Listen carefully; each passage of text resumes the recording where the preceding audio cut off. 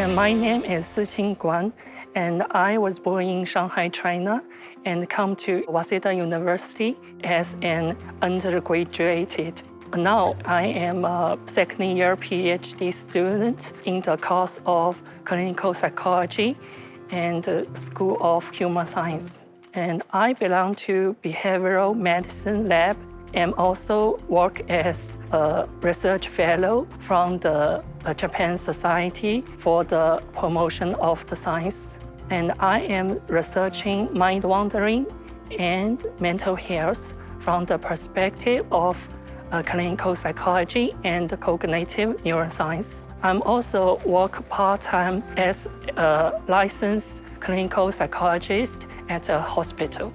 My highlight about my academic life is learning about the human nature from multi-dimensional perspective, including biological, psychological, social, and cultural perspectives.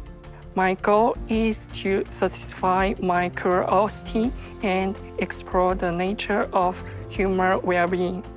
Just follow your curiosity, the sky is the limit.